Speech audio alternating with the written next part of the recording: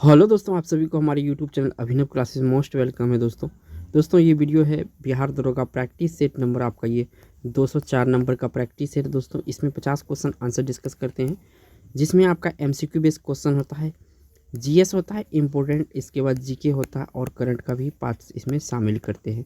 और जो आने वाला एग्ज़ाम है दोस्तों 2023-24 का, उसके ये तैयारी के रिगार्डिंग है। और दोस्तों मैं इस सीरीज को कंटिन्यू कर रखा हूँ, आप लोगों को प्यार बना रहेगा इस तरह से, इस सीरीज आपको कंटिन्यू रहेगा। इसमें हम 10 लाख क्वेश्चन करवाने का टारगेट रखे हैं और ये 10 लाख क्वेश्चन आपको एग्ज़ाम से पहले करवा दिया जाएगा। लगभग में देखिए तो 200 से ऊपर प्लस वीडियो जा रहा है। अगर आपने ये सीरीज़ नहीं देखा है तो डिस्क्रिप्शन में उसका लिंक है, वहाँ जाके आप देख सकते हैं। चलते हैं पहला क्वेश्चन पर। पहला क्वेश्चन दोस्तों स्क्रीन पे यहाँ पे आ चुका है कि ये पूछा गया है कि भारत में अधिकतर किस प्रकार के वन पाए जाते हैं। जो अपना भारत है यहाँ पे अधिकतर किस प्रकार के वन पाए जाते हैं, तो यहाँ पे उष्णकटिबंधीय पर्णपाती वन पाए जाते हैं, यानी कि ए ऑप्शन इस क्वेश्चन का राइट आंसर हो जाएगा। बढ़ते हैं आपका 2 नंबर क्वेश्चन पर। नेक्स्ट यहाँ पे पूछा गया दोस्तों आपसे, कांचीन पहाड़ियाँ भारत और किस देश के साथ सीमा निर्माण करती है। एक तो अपना भारत है, दूसरा देश कौन सा है जो इनके बीच में सीमा बनाता है इन पहाड़ियों के। ठीक है, यहाँ पे आपको देश बताना है। तो ये देश है दोस्तों म्यांमार। कौन सा देश? म्यांमार। कौन सा पहाड़ियाँ? कांचीन पहाड़ियाँ। बढ़ते हैं आपका 3 नंबर क्वेश्चन पर। नेक्स्ट यहाँ पूछा गया दोस्तों आपसे 3 नंबर में कि जलोढ़ मिट्टी के बारे में कौन सा कथन गलत है, यानी जलोढ़ मिट्टी के बारे में कौन सा कथन गलत है। ऑप्शन को एक पढ़िए और ध्यान से ऑप्शन आपको आंसर देना है। जलोढ़ मिट्टी भारत में एक बड़े भूभाग पर पाई जाती है, ये बिल्कुल सही है। इसमें पोटाश तथा चूने की पर्याप्त मात्रा पाई जाती है, ये भी सही है।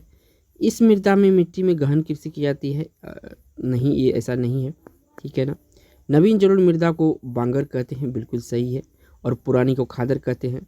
तो सी ऑप्शन इस क्वेश्चन का राइट आंसर हो जाएगा, क्योंकि इस तरह के क्वेश्चन बहुत ध्यान से करने होते हैं, क्योंकि नहीं वाला पूछा जाता है। तो बढ़ते हैं आपका 4 नंबर क्वेश्चन पर। नेक्स्ट यहाँ पे पूछा गया दोस्तों आपसे, भारत में बॉक्साइट का सर्वाधिक उत्पादन किस राज्य द्वारा किया जाता है। जो भारत है अपना, यहाँ पे बॉक्साइट का उत्पादन सबसे अधिक किस राज्य में होता है, तो सबसे अधिक जो होता है आपका छत्तीसगढ़ में होता है। कहाँ पे होता है? छत्तीसगढ़ में होता है। तो यहाँ पे सी ऑप्शन सही है। दोस्तों आप लोगों से छोटा सा रिक्वेस्ट है कि आप लोग इस चैनल पे अगर पहली बार आए हैं तो चैनल को प्लीज़ सब्सक्राइब कर लीजिए और बेल आइकन प्रेस कर लीजिए। दोस्तों इस तरह के एजुकेशनल वीडियो आपको मिलता रहेगा। बढ़ते हैं आपका 5 नंबर क्वेश्चन पर। नेक्स्ट क्वेश्चन दोस्तों इससे पूछा गया आपसे, कांगेर घाटी राष्ट्रीय उद्यान किस राज्य में स्थित है। जो कांगेर घाटी राष्ट्रीय उद्यान है ये किस राज्य में स्थित है, ये आपसे पूछा गया है। 4 ऑप्शन है आपके सामने दोस्तों और ये आपको बताना है। तो जो कांगेर घाटी राष्ट्रीय उद्यान है ये आपका छत्तीसगढ़ में है। कहाँ पे है? छत्तीसगढ़ में है। इस क्वेश्चन का यहाँ पे ए ऑप्शन सही है। बढ़ते हैं आपका 6 नंबर क्वेश्चन पर। नेक्स्ट क्वेश्चन दोस्तों इससे पूछा गया आपसे, भारत के निम्नलिखित क्षेत्रों पर विचार कीजिए। जो भारत है दोस्तों इसका निम्नलिखित क्षेत्र पर कथा विचार करने के लिए यहाँ पे उत्तर पूर्वी हिमालय दिया हुआ है, पश्चिमी घाट दिया हुआ, पूर्वी घाट दिया हुआ। कथा उपरोक्त में से किस क्षेत्र में उष्णकटिबंधीय वर्षावन पाए जाते हैं। तो देखिए उष्णकटिबंधीय वर्षावन जो पाए जाते हैं दोस्तों यहाँ उत्तर पूर्वी हिमालय में पाए जाते हैं और पश्चिमी घाट में पाए जाते हैं। तो इस क्वेश्चन का जो राइट आंसर होगा यहाँ पे ए ऑप्शन से सही होगा। ये क्वेश्चन कूट वाला है दोस्तों, और कूट वाला क्वेश्चन अच्छे डिफिकल्ट करते हैं एग्जाम को। तो इस तरह के क्वेश्चन मैं आपको हर सेट में 3 से 4 क्वेश्चन मैं करवाता हूँ। बढ़ते हैं आपका नेक्स्ट क्वेश्चन 7 नंबर पर। नेक्स्ट यहाँ पे पूछा गया दोस्तों आपसे, सुंडा ट्रेंच किस महासागर में स्थित है। ये जो सुंडा ट्रेंड है ना, ट्रेंच, ये कहाँ पे स्थित है ये आपसे पूछा गया है। ये किस महासागर में है। तो दोस्तों ये जो है सुंडा ट्रेंच ये आपका हिंद महासागर में स्थित है। कहाँ पे है? हिंद महासागर में स्थित है। यहाँ से आपका सी ऑप्शन सही है। दोस्तों हमारे दिए हुए ऑप्शन पे कोई भी डाउट है तो अपना आंसर दोस्तों विथ क्वेश्चन के नंबर के साथ आप कमेंट कर सकते हैं। बढ़ते हैं 8 नंबर क्वेश्चन पर। नेक्स्ट क्वेश्चन दोस्तों इसे पूछा गया है, यहाँ 8 नंबर क्वेश्चन, अमरावती, हेमावती, काबिनी किसकी सहायक नदी है। यहाँ पे 3 नदियाँ दिया हुआ है, एक अमरावती है, हेमावती है, काबिनी है, किसकी सहायक नदी है। तो दोस्तों ये जो सहायक नदी है ये आपका किसकी सहायक नदी है, ये कावेरी की सहायक नदी है। तो इस क्वेश्चन का यहाँ पे बी ऑप्शन सही है दोस्तों, क्योंकि ये तीनों इंपॉर्टेंट है दोस्तों। ये नदी हो सकता है एग्जाम में एक के बारे में पूछा जाए तो आपको तीनों को याद रखना है, अमरावती, हेमावती, काबिनी, ये कावेरी की सहायक नदी है। नेक्स्ट यहाँ पे पूछा गया दोस्तों आपसे, एक घंटे के अंतर के लिए कितने देशांतर की आवश्यकता होती है? देखिए, एक घंटे की आवश्यकता की, एक घंटे के अंतर के लिए कितने देशांतर की आवश्यकता होती है एक घंटे के लिए? तो ये होती है 4 डिग्री के बराबर। तो ऑप्शन यहाँ पे, सॉरी 4 डिग्री नहीं, यहाँ पे 15 डिग्री के बराबर होता है। तो ऑप्शन यहाँ पे सी ऑप्शन इस क्वेश्चन का राइट आंसर है, 15 डिग्री। नेक्स्ट क्वेश्चन दोस्तों इससे पूछा गया है 10 नंबर में, भारत के राष्ट्रीय जनसंख्या नीति 2020 के अनुसार निम्नलिखित में से किस वर्ष तक जनसंख्या स्थिरता प्राप्त करने के हमारा दीर्घ अवधि लक्ष्य है? भारत के राष्ट्रीय जनसंख्या नीति 2020 के अनुसार निम्नलिखित में से किस वर्ष तक जनसंख्या स्थिरता प्राप्त करने की हमारा दीर्घ अवधि लक्ष्य है? तो कब है ये, कब तक है दोस्तों? तो ये है आपका 2045। ठीक है, 2045 इस क्वेश्चन का राइट आंसर। इंपॉर्टेंट क्वेश्चन है ये, याद रखिएगा। इस क्वेश्चन को किसी भी एग्जाम में ये आ सकता है। बढ़ते हैं आपका 11 नंबर क्वेश्चन पर।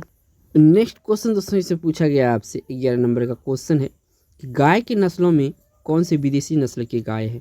यहाँ पे 4 ऑप्शन दिया हुआ, एक साहिवाल है, लाल सिंधी है, थापाकरी। ये तीनों आपका देसी नस्ल का गाय है। कहाँ की गाय है? देसी नस्ल का गाय है। यहाँ पे जो डी ऑप्शन है फ्रीजियन गाय, ये आपका विदेशी नस्ल का है। तो डी ऑप्शन इस क्वेश्चन का राइट आंसर हो जाएगा। बढ़ते हैं आपका 12 नंबर क्वेश्चन पर।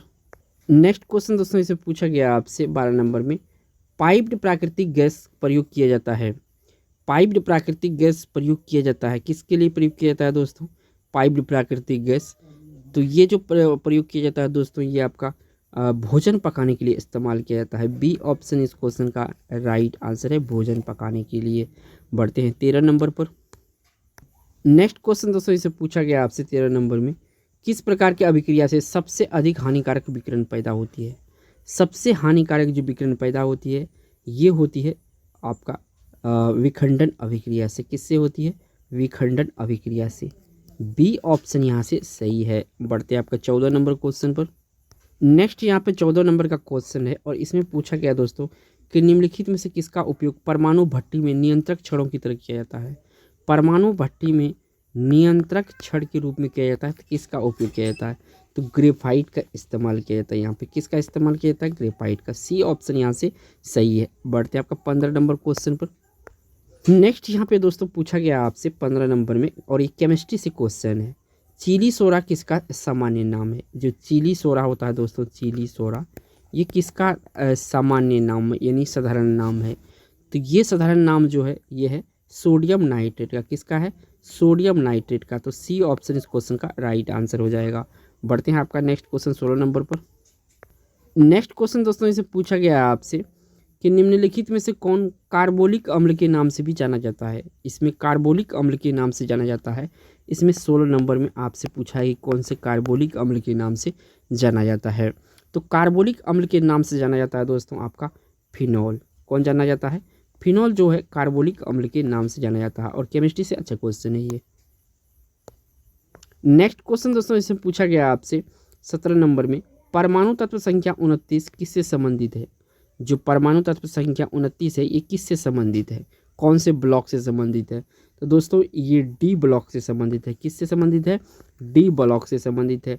और इस क्वेश्चन का राइट आंसर यहाँ पे बी ऑप्शन सही हो जाएगा। बढ़ते हैं आपका 18 नंबर क्वेश्चन पर। नेक्स्ट यहाँ पे पूछा गया दोस्तों 18 नंबर का क्वेश्चन है, जब दो परमाणु के बीच आबंध बनता है तो प्रणाली की ऊर्जा पर क्या प्रभाव पड़ता है? तो प्रणाली की ऊर्जा पर क्या प्रभाव पड़ता है ये आपसे पूछा गया है। तो दोस्तों ऐसी कंडीशन जो होता है तो इसमें होता है आपका घटती है। क्या होती है? घटती है। बी ऑप्शन इस क्वेश्चन का राइट आंसर है। बढ़ते हैं आपका 19 नंबर क्वेश्चन पर। नेक्स्ट यहाँ पे पूछा गया दोस्तों 19 नंबर में, इनमें से किन कणीय तरंग की द्वि प्रकृति पाई जाती है? तो इनमें द्विकणीय प्रकृति जो पाई जाती है इलेक्ट्रॉन की पाई जाती है। किसकी पाई जाती है? इलेक्ट्रॉन की पाई जाती है। ए ऑप्शन यहाँ से सही है। बढ़ते हैं आपका 20 नंबर क्वेश्चन पर। नेक्स्ट यहाँ से पूछा गया दोस्तों आपसे 20 नंबर में, एंजाइम के प्रोटीन भाग को क्या कहते हैं? जो एंजाइम है इसके प्रोटीन भाग को क्या कहते हैं? तो यहाँ पे आपको 4 ऑप्शन दिया हुआ है और एंजाइम के जो प्रोटीन भाग होता है उसको क्या कहते हैं? तो इनमें आपको 4 ऑप्शन दिया है, आपको राइट आंसर है इसे जो कहा जाता है एपो एंजाइम कहा जाता है। क्या कहा जाता है?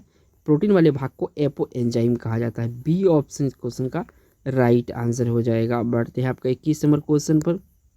नेक्स्ट यहाँ पे पूछा गया दोस्तों आपसे 21 नंबर में कि निम्नलिखित में से कौन रेशेदार प्रोटीन है। इनमें से रेशेदार प्रोटीन कौन सा है?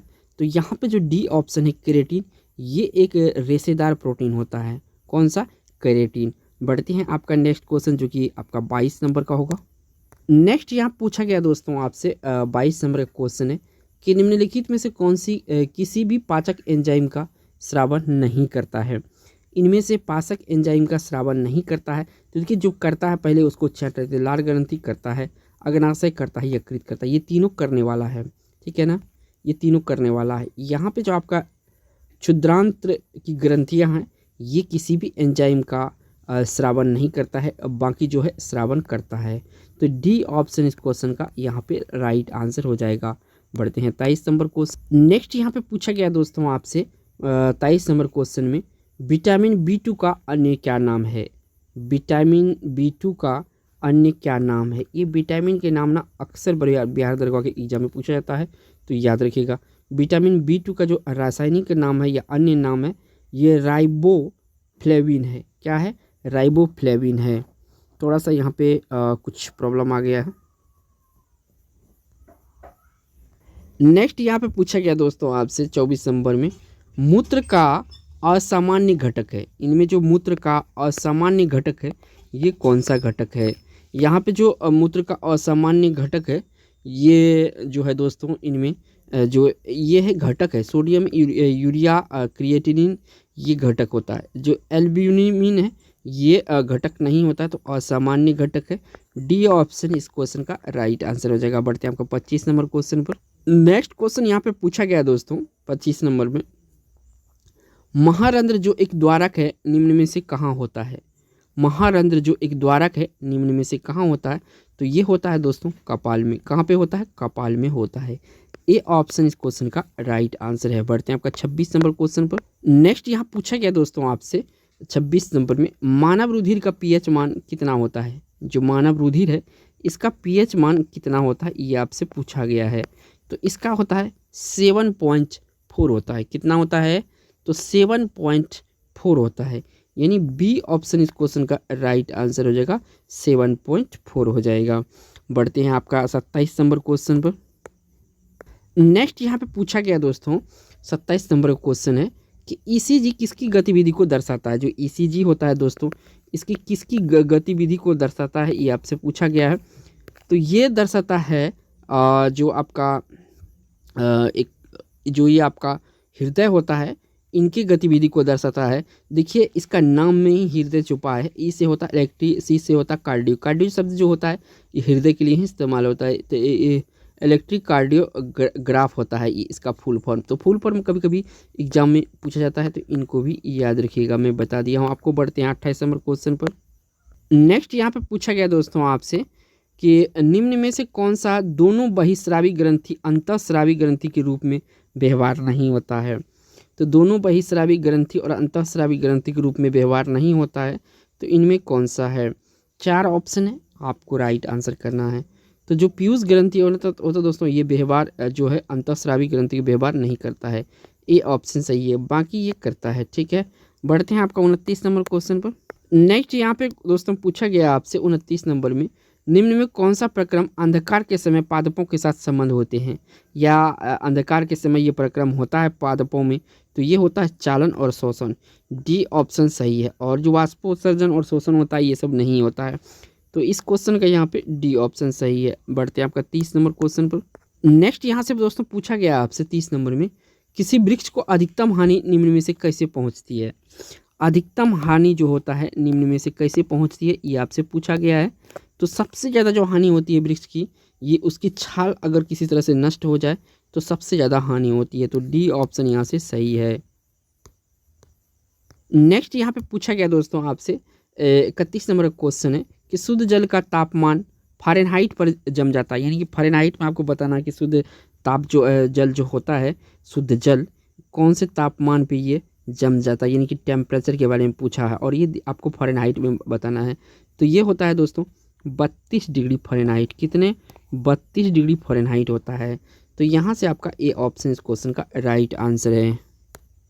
नेक्स्ट यहाँ पे क्वेश्चन पूछा गया है दोस्तों, 32 नंबर क्वेश्चन है, अवतल लेंस हमेशा निम्नलिखित में से कौन सा प्रतिबिंब बनाता है? अवतल लेंस से हमेशा निम्नलिखित में से कौन सा प्रतिबिंब बनाता है? तो ये बनाता है आभासी और सीधा प्रतिबिंब।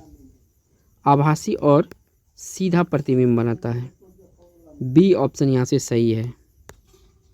नेक्स्ट यहाँ से दोस्तों पूछा गया आपसे, ध्वनि का तारत्व किस पर निर्भर करता है? जो ध्वनि का तारत्व है ये किस पर निर्भर करता है?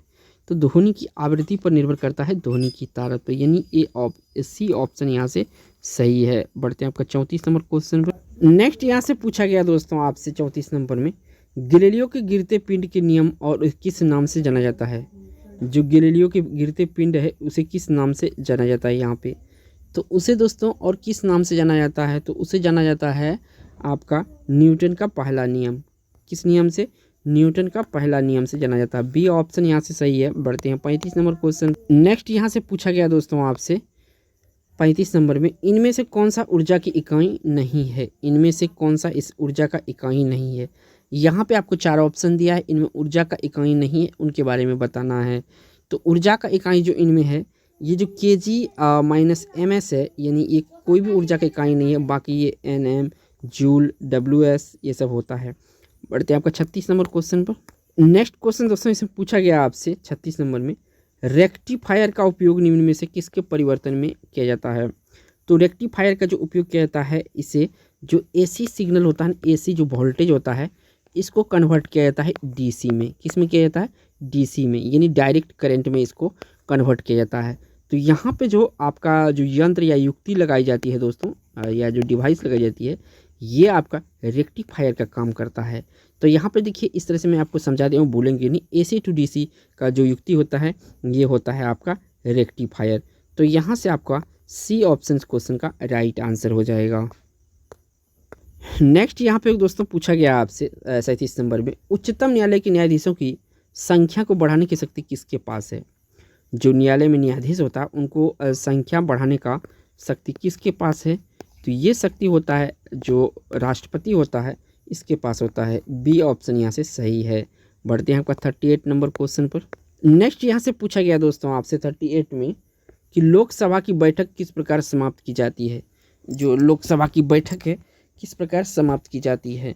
तो देखिए इनमें जो आपका ए ऑप्शन स्थगन द्वारा, सत्रावसान द्वारा, विघटन द्वारा, ये तीनों विधि द्वारा जो है लोकसभा की बैठक को समाप्त की जाती है। तो यहाँ पे आपको उपरोक्त में से सभी डी ऑप्शन सही करना है। इस क्वेश्चन का यहाँ पे डी ऑप्शन सही है। बढ़ते हैं आपका 39 नंबर क्वेश्चन पर। नेक्स्ट यहाँ से दोस्तों पूछा गया आपसे कि 39 नंबर में, राज्यसभा में राज्यों को प्रतिनिधित्व किस आधार पर दिया जाता है? राज्यसभा में राज्यों को प्रतिनिधित्व किस आधार पर दिया जाता है? यहाँ पे 4 ऑप्शन है, आपको राइट आंसर करना है। तो ये उनकी जनसंख्या के अनुपात के स्थान पर इसको किया जाता है, राज्यों के प्रतिनिधित्व दिया जाता है। बी ऑप्शन यहाँ से सही है। बढ़ते हैं आपका 40 नंबर क्वेश्चन पर। नेक्स्ट यहाँ पे दोस्तों पूछा गया आपसे 40 नंबर में, भारतीय संविधान के उद्देशिका अथवा प्रस्तावना में निम्न में से शुरू होती है, यानी या उद्देशिका कहे या प्रस्तावना कहे, किस वाक्य से शुरू होता है दोस्तों? ये वाक्य आपसे पूछा गया है। तो यहाँ पहले जो शुरुआत होता है, सबसे पहले जो बोला जाता है, हम भारत के लोग, इसके बाद हम भारत के हैं।